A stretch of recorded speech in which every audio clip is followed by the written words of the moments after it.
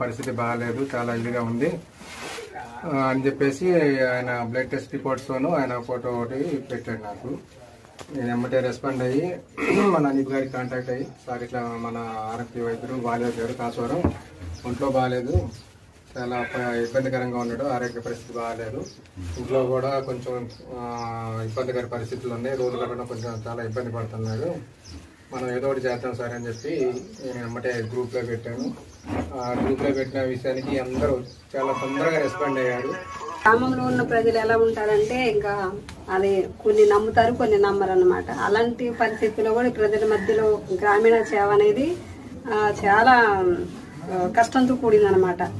అలాంటి సమయంలో ఈయన బాగా మంచిగా వైద్యం చేసేవాళ్ళు, కానీ కొన్ని పరిస్థితుల ప్రభావం వల్ల ఇలా పాడయ్యారు అనమాట. అయినా సరే ఫస్ట్ ఆరోగ్యం బాగా చెడిపోయి ఉండే, కాలు చేతులు పడిపోయి ఉంటే ఇంకా చాలా యాతన పడి అట్టొకట్ట ఇంకా దేవుడి దయ వల్ల కొన్ని హాస్పిటల్ కూడా వెళ్ళాము, టెస్ట్లన్నీ చేయించేసి మందులు వాడిన తర్వాత మంచిగా క్యూర్ అయ్యారు అనమాట.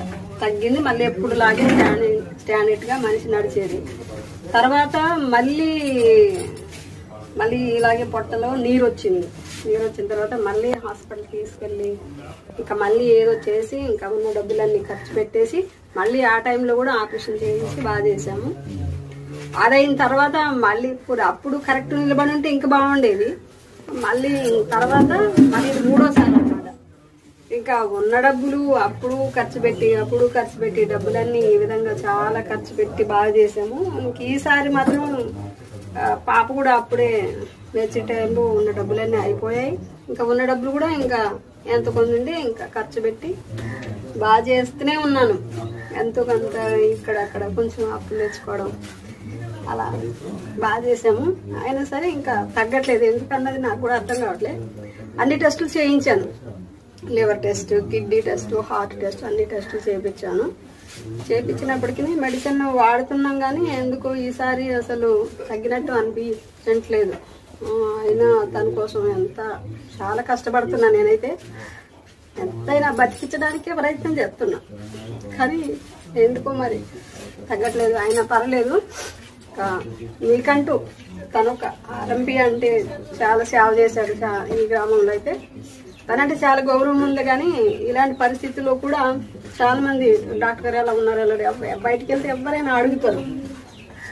ఆయనక నేను సరే బాగానే ఉన్నారు, కొంచెం అలా ఉంది, కొంచెం తగ్గింది, కొంచెం పర్లేదు, నీరు తగ్గట్లేదు అంటూ అందరికి చెప్పేదాన్ని అనమాట. అలాంటి పరిస్థితిలో చాలా చోట్ల అప్పు చేశాను బతికించడం కోసం.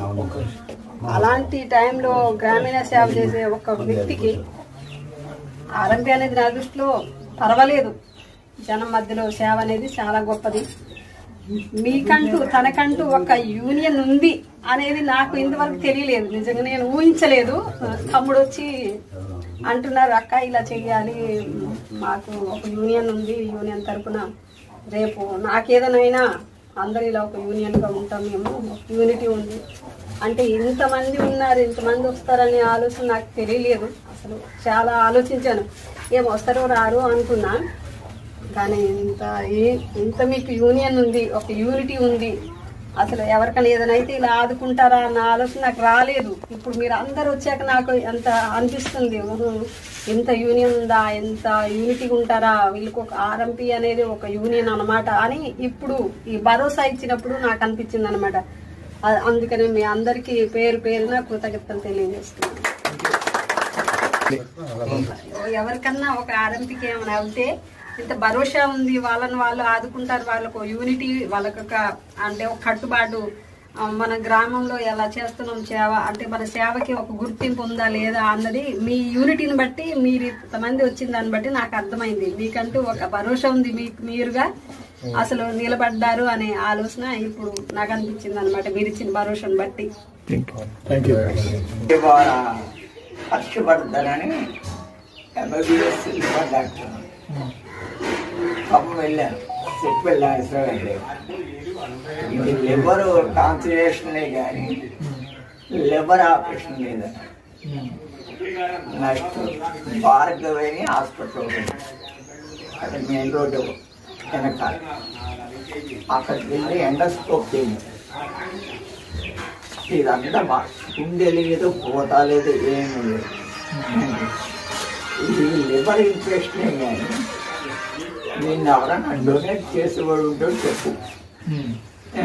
లివర్ డొనేట్ చేయాలంటున్నారు. నెక్స్ట్ హార్ట్ చాలా వీక్గా ఉంది.